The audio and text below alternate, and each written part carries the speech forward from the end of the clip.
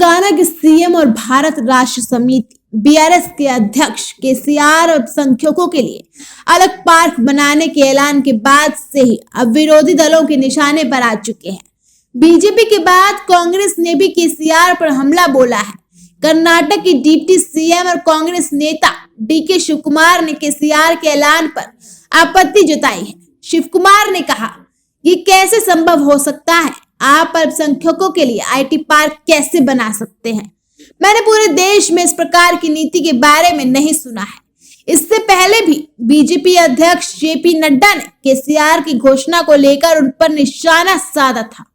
नड्डा ने कहा था कि केसीआर का एक विशेष धर्म के लिए विशेष आईटी पार्क स्थापित करने से संबंधित चुनावी वादा तुष्टिकरण के अलावा और कुछ नहीं।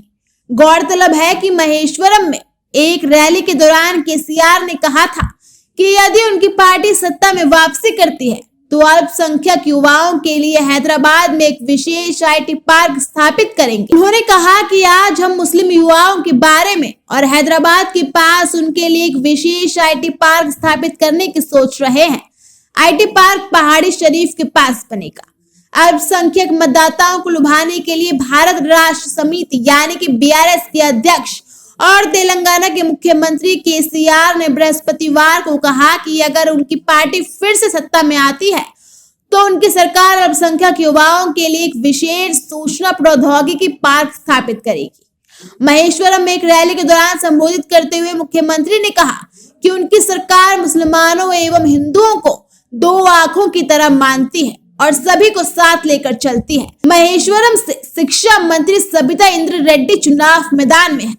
राज्य में 30 नवंबर को विधानसभा चुनाव होने हैं। केसीआर के नाम से लोकप्रिय राव ने कहा, आज हम पेंशन दे रहे हैं जो मुसलमानों को भी मिल रही है। हमने आवासीय विद्यालय खोले हैं जिसमें मुस्लिम विद्यार्थी भी पढ़ते हैं। हम सभी को अपने साथ लेकर चलते हैं। उन्होंने कहा, आज हम मुस्लिम युवाओं के बारे में और हैदराबाद के पास उनके लिए एक विशेष आईटी पार्क स्थापित करने की सोच रहे हैं। आईटी पार्क पहाड़ी शरीफ के पास बनाया जाएगा। तेलंगाना में किसी तरह के कानून व्यवस्था की समस्या नहीं होने तथा राज्य को शांतिपूर्ण बताते हुए राव ने कहा कि बीआरएस सरकार ने पिछले 10 वर्षों के दौरान अल्पसंख्यक विकास पर 12,000 करोड़ रुपए खर्च किए, जबकि कांग्रेस ने अपने 10 साल के शासन के दौरान 2,000 करोड़ रुपए खर्च किए थे। उन्होंने कहा, जब तक केसीआर जीवित है तेलंगाना एक धर्मनिरपेक्ष राज्य बना रहेगा। मुख्यमंत्री के मुताबिक अलग राज्य बनने के बाद तेलंगाना में विकास संभव हो सका है। उन्होंने लोगों से पूछा, तेलंगाना के लिए राज्य का दर्जा किसने हासिल किया? 24 घंटे मुफ्त बिजली लागू करने में कौन सक्षम है? हर घर नल का पानी किसने पहुंचाया? इसके उत्तर में मौके पर मौजूद लोग केसीआर कहने लगे।